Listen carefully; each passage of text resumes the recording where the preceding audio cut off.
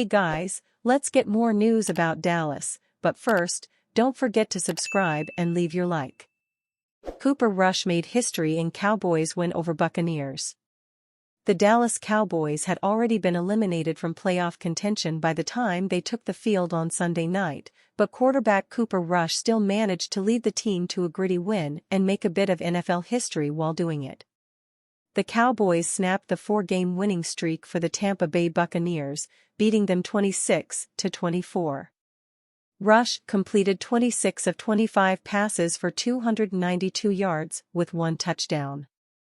The Cowboys quarterback, who took over as the starter after a season-ending injury for Dak Prescott, now has a 3-3 record this year and an 8-4 record as a starter for his career.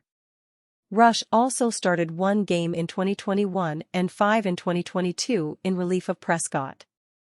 As OptaStats noted, Rush has now led the Cowboys to wins over several strong opponents dating back to 2022. In just 13 NFL starts, Cooper Rush of the Dallas Cowboys has already beaten Joe Burrow, September 18, 2022, Jaden Daniels, November 24, 2024, Bryce Young, December 15, 2024, Baker Mayfield, tonight, the site noted in a post on X. No other QB has beaten four Heisman-winning opposing starting QBs within his first 13 career starts. While Rush won't be able to lead the Cowboys to the playoffs this season as they were eliminated on Sunday, The Athletic's Saad Youssef suggested he is making the case to return as the backup to Dak Prescott in 2025. Still, there's a case to be made that Rush fits the bill as an ideal backup in Dallas, Youssef wrote. He's been here since 2017 when he signed as an undrafted free agent. He has a good relationship with Prescott and the respect of his teammates at large in the locker room. The front office likes him, too. He gives them a cheap and safe option. Jerry Jones had telling interaction with Mike McCarthy after game. The Dallas Cowboys beat the Tampa Bay Buccaneers 26-24 at AT&T Stadium in Arlington, Texas, on Sunday night. The victory marked the Cowboys' fourth in their last 5 games and improved the team's record to a much more respectable 7-8 mark. Compare that to when the Cowboys were 3-7 and had just transitioned from Dak Prescott to Cooper Rush at quarterback. Dallas has been playing much better and showing they haven't quit on the season. Even though they were eliminated from playoff contention prior to the game, the Cowboys still beat the Bucs. That left owner Jerry Jones with a smile on his face after the game. Take a look at this interaction he had with McCarthy in the Cowboys' locker room. That sure looks like someone who wants to bring McCarthy back. McCarthy is in the 5th and final season of his contract with Dallas. Despite 3 straight 12-5 seasons, there were questions about his job status for this season. When the Cowboys were 3-7, it looked like Dallas might not bring McCarthy back. But Jones apparently has wanted to see how the Cowboys finished the year. Going 4-1 over the last 5 games certainly is a credit to McCarthy. Jones even said as much to the media after the game. "I can't tell you how proud I am of them and the coaching staff. It really shows me something," Jones said after the game. The Cowboys finished the season at Philadelphia in Week 17 and home against Washington in Week 18. If Dallas is able to get a split in those games, it could secure McCarthy's return. The Dallas Cowboys are nowhere in the vicinity of a Super Bowl. But here in the bowels of AT&T Stadium late Sunday night, that fact didn't stop team owner Jerry Jones from using those 2 words, Super Bowl, to describe the work of his lame duck head coach Mike McCarthy. Dallas had nothing tangible to play for at the kickoff of Sunday night's contest with the Tampa Bay Buccaneers. A shocking win earlier in the day by the Washington Commanders over the Philadelphia Eagles knocked America's team out of playoff contention, ending their already slim postseason hopes. Coming into the game, the ambitions of playing for pride were made known and had been on display for a few weeks. But this Cowboys' gutsy 26-24 showed more than pride. Dallas fought and scrapped for 60 minutes to defend their home field for what they have a right to think will be a defining win for the season and the team moving forward.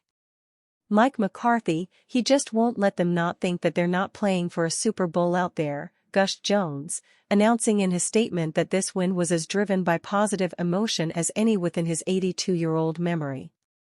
Super Bowl? Well, not yet. And not for 30 years. But clearly the Cowboys did not want to play for moral victories in December while holding a 7-8 record. Regardless of circumstance though, this team has shown they will fight for themselves and for their head coach. Without getting wrapped into the intangibles, this was a real grind for the Cowboys to pull out. Tampa Bay played with a sense of desperation down the stretch, and it took a pair of remarkable defensive plays to stave off an almost assured comeback triumph by the visitors. But McCarthy and his team found a way. Once Darren Bland sealed the game with an incredible forced fumble and recovery, the glowing jubilation of the head coach reflected the importance of getting this win to him and his players. The Cowboys have now won 4 of their last 5 games and will get 2 more cracks at the division rivals responsible for their playoff demise in the final weeks. If Sunday night is a reflection of how those upcoming contests will go, the stubborn Cowboys will be giving 2 playoff-caliber teams fits in games that may have seeding implications. Back to McCarthy, who was filmed in the locker room having a close and we assume pleasant post-game conversation with the owner. Much has been made about his future with the team since the team's NFC wild-card loss earlier this year. The narrative has fluctuated up and down, with certain mouthpieces changing their tune on him depending on the week and the situation. Odds were trending in his favor heading into this game.